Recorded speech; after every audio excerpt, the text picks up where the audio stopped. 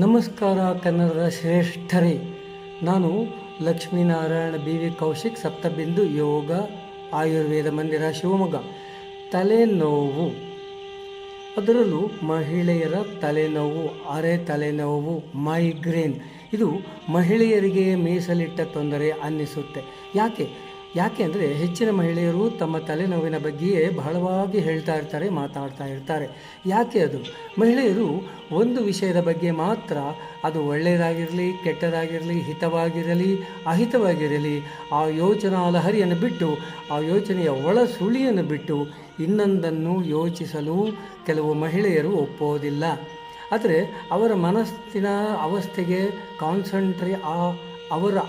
ಮನಸ್ಸಿನ ಅವಸ್ಥೆಗೆ ಕಾನ್ಸಂಟ್ರೇಷನ್, ಏಕಾಗ್ರತೆ ಅಂತ ಕೂಡ ಹೇಳೋದಕ್ಕೆ ಆಗೋದಿಲ್ಲ. ಏಕಾಗ್ರತೆ ಅಂದರೆ ಒಂದು ಘನವಾದ ವಿಷಯಕ್ಕೆ, ಮಹತ್ತರವಾದ ವಿಷಯ ಸಾಧನೆಗೆ ಆಜೀವಪೂರ್ತ ಕೆಲವು ಮಹಿಳೆಯರು ಆ ವಿಷಯವನ್ನು ವಿಷಯಾಂತರ ಮಾಡೋದಿಲ್ಲ.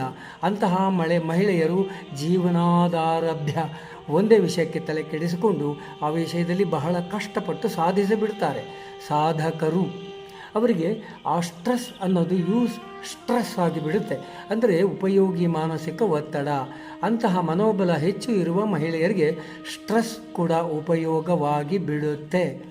ಅವರು ಯಾವತ್ತೂ ಡಿಸ್ಟ್ರೆಸ್ ಮಾಡಿಕೊಳ್ಳೋದಿಲ್ಲ. ಅಂದರೆ ಅವರ ಪ್ರಯತ್ನದಲ್ಲಿ ಏಳು ಬೀಳುಗಳನ್ನು ಹಚ್ಚಿಕೊಳ್ಳೋದಿಲ್ಲ. ಅವರ ಆ ಮನಸ್ಥಿತಿಗೆ ಯಾವ ರೀತಿ ಕೆಲಸ ಮಾಡುತ್ತೆ ಅಂದರೆ, ಸಮಾಜದಲ್ಲಿ ಉತ್ತಮವಾದ, ಎತ್ತರವಾದ, ಘನವಾದ ಸ್ಥಾನವನ್ನು ಹೊಂದಲು, ಸಮಾಜದಲ್ಲಿ ಐಕಾನ್ ಆಗಲು ಉಪಯೋಗವಾಗಿ ಬಿಡುತ್ತೆ. ಹೀಗೆ ಆಗೋದಕ್ಕೆ ಅವರ ಮನಸ್ಸಿನ ಯಾವ ಸ್ವರೂಪಗಳು ಕೆಲಸ ಮಾಡುತ್ತವೆ? ಸ್ವರೂಪಗಳು ಇದೇನು ವಿಚಿತ್ರ?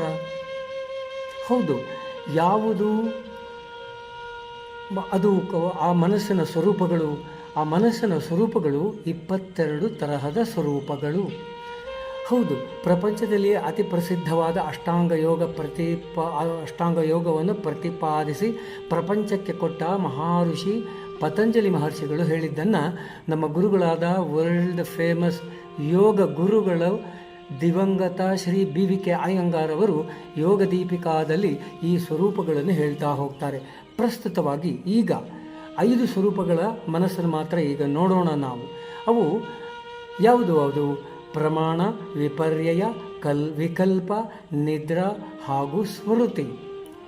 ಈಗ ಮಹಿಳೆಯರ ಮನಸ್ಥಿತಿಗಳ ಬಗ್ಗೆ ಮಾತಾಡ್ತಾ ಇರೋದ್ರಿಂದ, ಅವರ ಮೈಗ್ರೇನ್ ಬಗ್ಗೆ ಮಾತಾಡ್ತಾ ಇರೋದ್ರಿಂದ, ಆ ಮನಸ್ಥಿತಿಗಳನ್ನು ಕೆಲವು ಮಹಿಳೆಯರೇ ಹೇಗೆ ಅನುಪದಾನ ಮಾಡ್ತಾರೆ, ಅಂದರೆ ಹೇಗೆ ಉಪಯೋಗಿಸಿಕೊಳ್ತಾರೆ, ಹಾಗೆ ಕೆಲವರು ಹೇಗೆ ಅನುವೇದನ ಮಾಡಿಕೊಳ್ತಾರೆ, ಅಂದರೆ ಅವರೇ ಅವರ ಮನಸ್ಸಿನಿಂದಲೇ ಅವರ ಮನಸ್ಸನ್ನೇ ಹೇಗೆ ಹಾಳು ಮಾಡಿಕೊಳ್ತಾರೆ ಅನ್ನೋದನ್ನು ನಾವು ನೋಡೋಣ.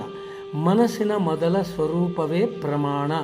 ಅಂದರೆ ವಾಸ್ತು ಮತ್ತು ವಸ್ತು ಸ್ಥಿತಿಗಳ ಮೌಲ್ಯಮಾಪನ ಮಾಡಿ ಅವರ ಪ್ರಸ್ತುತ ವಸ್ತುಸ್ಥಿತಿಗೆ ಹೊಂದಿಕೊಂಡು ತಮ್ಮ ಧ್ಯೇಯೋದ್ದೇಶಗಳನ್ನು ಹೇಗೆ ಉನ್ನತೀಕರಿಸಿಕೊಳ್ಳೋದು ಅನ್ನೋದನ್ನು ಪ್ರಮಾಣೀಕರಿಸಿಕೊಳ್ಳೋದು.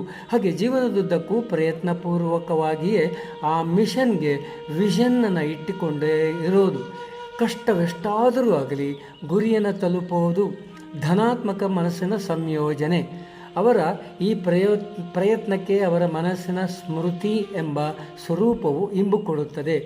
ಸ್ಮೃತಿ ಎಂದರೆ ಮನನ ಮಾಡಿಕೊಳ್ಳೋದು, ತಮ್ಮ ಗುರಿಯನ್ನು ನಿರಂತರವಾಗಿ ನೆನಪಿನಲ್ಲಿ ಇರಿಸಿಕೊಳ್ಳೋದು, ತಮ್ಮ ಕಾರ್ಯಸ್ವರೂಪವನ್ನು ಸ್ಮರಣೆಗೆ ತಂದುಕೊಳ್ಳುತ್ತಲೇ ಇರೋದು. ಅಂದರೆ ಮರೆಯದೇ ಇರೋದು, ನಿರಂತರ ನೆನಪಿನಲ್ಲಿ ಇರಿಸಿಕೊಂಡು ತಮ್ಮ ಕಾರ್ಯಸ್ವರೂಪವನ್ನು ಮಾಡಿಕೊಳ್ಳುತ್ತಾ ಹೋಗೋದು. ಅಂದರೆ ಇತರರಿಗೆ ಸಂಯೋಜನೆ ಮಾಡಿಕೊಳ್ತಾ ಇರೋದು, ಇತರರೊಂದಿಗೆ ಮತ್ತು ಪ್ರದರ್ಶನ ಮಾಡಿಕೊಳ್ತಲೇ ಇರೋದು. ಇದು ಅವರಿಗೆ ತಲೆನೋವು ತಂದರೂ ಅವರಿಗೆ ನೋವಿನ ಅನುಭವವಾಗಲಿ ತೊಂದರೆಯಾಗಲಿ ಆಗೋದಿಲ್ಲ. ಯಾಕೆ? ಅವರ ತಲೆಯಲ್ಲಿರುವ ಫೇಶಿಯಾ ನರಗಳು ಆ ನೋವಿನ ಸಂವೇದನೆಯನ್ನು ಅವರ ಮನಸ್ಸಿಗೆ ತಲುಪಿಸೋದಿಲ್ಲ. ಕಾರ್ಯೋಪಯೋಗಿ ಒತ್ತಡ. 2ನೇ ವರ್ಗದವರು ಅವರ ಅನಭಿಕಾಂಕ್ಷತೆಯಿಂದ, ಅಂದರೆ ಯಾವ ಪುರೋಗಾಮಿ ಉನ್ನತ ಆಕಾಂಕ್ಷೆಗಳಿಲ್ಲದೆ, ಅಭಿನಂದನ ಅಂದರೆ ಸಂತೋಷವಾಗಿರಬೇಕೆಂಬ ಆಕಾಂಕ್ಷೆಯೇ ಇಲ್ಲದೆ ಅನಭಿನಂದನವಾಗಿದ್ದು, ಯಾವುದೋ ಒಂದು ಹಳೆಯ ಕೆಟ್ಟ ಘಟನೆಯನ್ನೇ ಮೆಲುಕು ಹಾಕುತ್ತಾ ಅದರ ಸುತ್ತಲೇ ಪರಿಭ್ರಮಣ ಮಾಡುತ್ತಲೇ ಇರುತ್ತಾರೆ. ಮನಸ್ಸಿನ ಇನ್ನೊಂದು ಸ್ವರೂಪವಾದ ವಿಪರ್ಯಯ ಅಂದರೆ ತಪ್ಪು ತಿಳುವಳಿಕೆಯಲ್ಲಿಯೇ ವಿಕಲ್ಪ ಸ್ಥಿತಿಯಲ್ಲಿಯೇ ಅಂದರೆ ಜೀವನ ನಡವಳಿಕೆಯ ಪರಿಕಲ್ಪನೆಯ ಇಲ್ಲದೆ ಅಪ್ರಸಾದ ಇಂದ್ರಿಯ ಅಂದರೆ ಅಪಸ್ಥ ಸ್ಮೃತಿ ಅಂದರೆ ಅತಿ ಶೀಘ್ರ ಮರೆವು, ಜ್ಞಾಪಕ ಶಕ್ತಿ ನಷ್ಟ ಅಂದರೆ ಇಂದ್ರಿಯಗಳ ನಿದ್ರಾ ಸ್ಥಿತಿಯಲ್ಲಿ ಇರ್ತಾರೆ. ಹಾಗಾಗಿ ಅವರ ಕುತ್ತಿಗೆಯಲ್ಲಿರೋ ಬ್ರ್ಯಾಕೋಸೆಫಾಲಿಸ್ ನರಗಳು, ರಕ್ತನಾಳಗಳು ಮತ್ತು ತಲೆ ಬುರುಡೆಯಲ್ಲಿ ಮರದ ರೆಂಬೆಗಳಂತೆ ಅಸಂಖ್ಯಾತವಾಗಿ ಹರಡಿಕೊಂಡಿರೋ ಫೇಶಿಯಾ ಅನ್ನುವ ರಕ್ತನಾಳಗಳು ಮತ್ತು ನರಗಳು ಘಾಸಿಗೊಂಡು ಅವರ ತಲೆಯಲ್ಲಿ ಅತೀವ ನೋವಿನ ಸಂವೇದನೆಯನ್ನು ಕೊಡುತ್ತದೆ. ಮನಸ್ಸಿನಲ್ಲಿ ಯಾವ ಉದ್ವೇಗ ಆಗುತ್ತೋ ಆ ಉದ್ಯೋಗವು ಶರೀರಕ್ಕೆ ಅದರ ಪರಿಮಾಣವನ್ನು ಬೀರುತ್ತಲೇ ಇರುತ್ತದೆ. ಈಗ ಹೇಳಿದ ಮೊದಲನೆಯ ವರ್ಗದ ಸ್ತ್ರೀಯರು ತಮ್ಮ ಒಳ್ಳೆಯ ಕಾರ್ಯಗಳಿಂದ ತಲೆನೋವನ್ನು ಹಿಮ್ಮೆಟ್ಟಿಕೊಂಡು ಸಂತೋಷವಾಗಿದ್ದರೆ ಮತ್ತು ಇತರರಿಗೂ ಸಂತೋಷ ಉಂಟು ಮಾಡುವಂತೆ ಸಾರ್ಥಕ ಬದುಕಿದರೆ, ಎರಡನೆಯ ವರ್ಗದ ಮಹಿಳೆಯರು ತಮ್ಮ ಅಪ್ರಶಾಂತ ಮನಸ್ಸಿನ ಸ್ಥಿತಿಯಿಂದ ತಮಗೆ ತಾವೇ ತಲೆನೋವು ತಂದುಕೊಂಡು ಇತರರಿಗೂ ಅತೀವ ತೊಂದರೆ ಕೊಡುವುದನ್ನು ನಾವೆಲ್ಲ ನೋಡೇ ಇರ್ತೀವಿ ಅಲ್ವಾ. ಹಾಗಾದರೆ ಈ ಪರಿಸ್ಥಿತಿಯಿಂದ ಅವರು ತಾವಾಗಿಯೇ ಹೊರಬಂದು ಮನೋಲಕ್ಷಣ ಸಂಪನ್ನವಾಗಿ ಇರೋದು ಹೇಗೆ? ಅದಕ್ಕೆ ಶ್ರೀಕೃಷ್ಣನೇ ಬಹಳ ಚೆನ್ನಾಗಿ ಉತ್ತರವನ್ನು ಕೊಡ್ತಾನೆ. ಶ್ರೀಮದ್ ಭಗವದ್ಗೀತೆಯ 2ನೇ ಅಧ್ಯಾಯ ಸಾಂಖ್ಯ ಯೋಗದಲ್ಲಿ ಬಹಳ ಸ್ಪಷ್ಟವಾಗಿ ಹೇಳ್ತಾನೆ. ಧ್ಯಾಯತೋ ವಿಷಯಾನ್ ಪುಂಸಃ ಸಂಗಸ್ತೇಷೂಪಜಾಯತೆ ಸಂಗಾತ್ ಸಂಜಾಯತೆ ಕಾಮಃ ಕಾಮಾತ್ ಕ್ರೋಧೋಭಿಜಾಯತೆ. ಅದು ಹೇಗೆ ಅಂದರೆ, ಯಾವಾಗಲೂ ಆಸೆಯನ್ನೇ ನೆನೆಸುತ್ತಾ ಇದ್ದರೆ, ಆಸೆಯನ್ನೇ ಮಾಡುತ್ತಿದ್ದರೆ, ಆ ಆಸೆಗಳು ನೆರವೇರದಿದ್ದರೆ ಕಾಮ ಅಂದರೆ ಆಸೆಗಳು ಇನ್ನೂ ಉದ್ಭವಿಸುತ್ತಲೇ ಇರುತ್ತದೆ. ಅವು ಕೂಡ ನೆರವೇರದೆ ಸಿಟ್ಟು ಕ್ರೋಧಗಳು ಜಾಸ್ತಿ ಆಗುತ್ತಲೇ ಇರುತ್ತವೆ. ಅವುಗಳನ್ನು ಬಿಟ್ಟು ಅಂದರೆ ಆಸೆಯ ಮೂಲವನ್ನೇ ತೊರೆದು ಮನಸ್ಸಿನ ಆಸೆಗಳನ್ನು ಸ್ವಲ್ಪವಾಗಿ ಹಿಮ್ಮೆಟ್ಟಿಸಿಕೊಳ್ಳುತ್ತಾ ನನ್ನನ್ನೇ ಅಂದರೆ ಶ್ರೀಕೃಷ್ಣನನ್ನೇ ನೆನೆಸುವ ಅಭ್ಯಾಸ ಮಾಡಿಕೊಂಡರೆ ಅದೇ ಯೋಗ. ಮನಸ್ಸು ನಿಂತ ನಿರ್ಮಲ ನೀರಿನಂತೆ ನಿರ್ಮಲವಾಗಿ ಶಾಂತವಾಗಿ, ನರಗಳು ತಮ್ಮ ಸಂವೇದನೆಗಳನ್ನು ಶಾಂತವಾಗಿ ಇಟ್ಟುಕೊಂಡು ತಲೆಯೊಳಗಣ ರಕ್ತನಾಳಗಳು ವಿಕಸಿತವಾಗಿ ರಕ್ತ ಚೆನ್ನಾಗಿ ಹರಿದಾಡಿಕೊಂಡು ಅಲ್ಲಿ ಸಂಗ್ರಹ ಅವರು ಮಾಡಿಕೊಂಡಿರೋ ಕಸಗಳನ್ನು ಅಂದರೆ ಸಿಸ್ಟ್ ಅನ್ನು ಹೊರದೂಡಿ ಮನಸ್ಸನ್ನು ಶಾಂತವಾಗಿಡುತ್ತೆ. ಆಗ ಸಹಜವಾಗಿ ಅನ್ನುವಂತೆ ತಲೆನೋವು, ತಲೆನೋವು, ಮೈಗ್ರೇನ್ ಎವ್ಯಾಕ್ಯುಯೇಟ್ ಆಗಿ ಹೊರಟು ಹೋಗುತ್ತೆ. ಈಗ ಈ ಕಸಗಳನ್ನು ಹೊರದೂಡುವ ಕಾರ್ಯಕ್ರಮಗಳು ಹೇಗೆ ಅನ್ನೋ ವಿಚಾರವನ್ನು ಮುಂದಿನ ಸಂಚಿಕೆಗಳಲ್ಲಿ ಪ್ರಾಣಾಯಾಮದ ವಿಷಯ ಬಂದಾಗ ಸವಿಸ್ತಾರವಾಗಿ ಹೇಳ್ತೇನೆ. ನಮ್ಮ ಶರೀರ ಅನ್ನೋದು ನಿಗೂಢದಲ್ಲಿ ನಿಗೂಢ, ಆಶ್ಚರ್ಯದಲ್ಲಿ ಪರಮಾಶ್ಚರ್ಯ.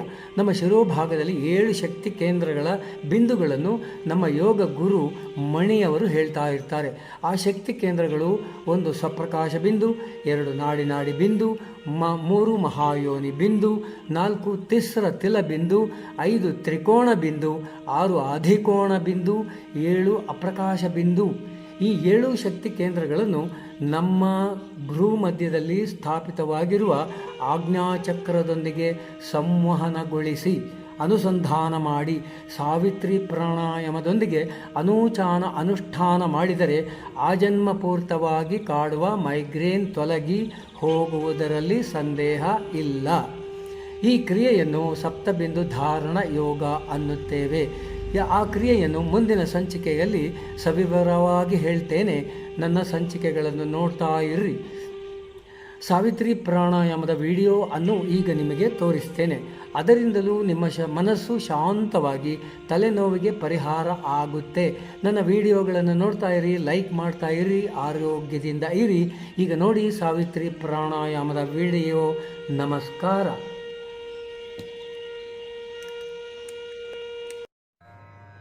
ಸಾವಿತ್ರಿ ಪ್ರಾಣಾಯಾಮ 8 ತಗೊಳ್ಳೋದು, 8 ಬಿಡೋದು. ಅಂದರೆ 8 ಇನ್ಹೈಲ್ ಮಾಡೋದು, 8 ಎಕ್ಸೈಲ್ ಮಾಡೋದು. 8 ಅಂತಂದರೆ 8 ಕೌಂಟು, 1 ಕೌಂಟ್ ಪರ್ 1 ಸೆಕೆಂಡ್.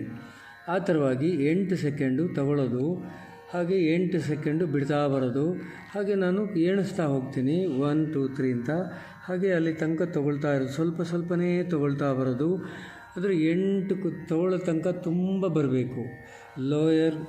ಲೋಯಬುಲಾರ್ ಅಂದರೆ ಕಿಬ್ಬೊಟ್ಟೆ, ಮಿಡಲ್ ಲೋಬುಲಾರ್ ಎದೆ ಹತ್ತಿರ, ಮತ್ತು ಮೇಲ್ಗಡೆ ಅಂದರೆ ಕಂಠ ಇರುವ ಜಾಗ, ಕುತ್ತಿಗೆ ಇರುವ ಜಾಗ, ಅಪರ್ ಲೋಬುಲಾರ್ ಅಲ್ಲಿ ತನಕ ತುಂಬಿಸ್ಕೊಳ್ಬೇಕು. ಹಾಗೆ ತುಂಬಿಸ್ಕೊಳ್ಳೋದು ಈ ಕ್ರಮದಲ್ಲಿ ಮಾಡ್ತಾ ಹೋಗೋದು.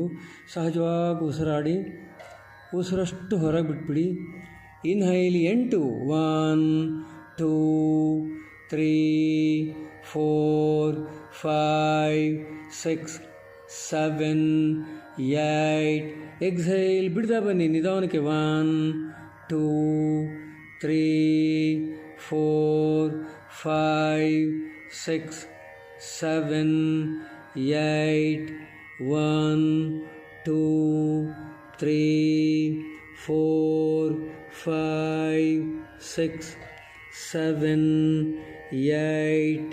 1 2 3 4 5 6 7 8. ಇನ್ಹೇಲ್ ತಗೊಳ್ಳೋದು 1 2 3 4 5 6 7 8. ರಿಲ್ಯಾಕ್ಸ್ ಮಾಡಿ. ಹೀಗೆ 8 ಮತ್ತು 8 ಕೌಂಟ್ಗಳಲ್ಲಿ ಪ್ರಕಾರವಾಗಿ ತಗೊಳ್ತಾ ಹೋದರೆ, ಬಿಡ್ತಾ ಹೋದರೆ ಇದನ್ನು ನಾವು ಸಾವಿತ್ರಿ ಪ್ರಾಣಾಯಾಮ ಅಂತ ಕರಿತೇವೆ.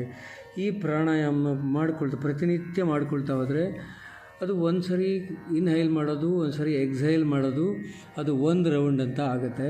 ಹಾಗೆ ಎಷ್ಟು ರೌಂಡ್ ಬೇಕಾದರೂ ಮಾಡ್ಕೊಳ್ಬಹುದು. ಅದು ನಮಗೆ ಸಮಯಾವಕಾಶ ಆಗಬೇಕು. ಎಲ್ಲ ಅಂದರೆ ವಾತಾವರಣ ಸರಿ ಇರಬೇಕು.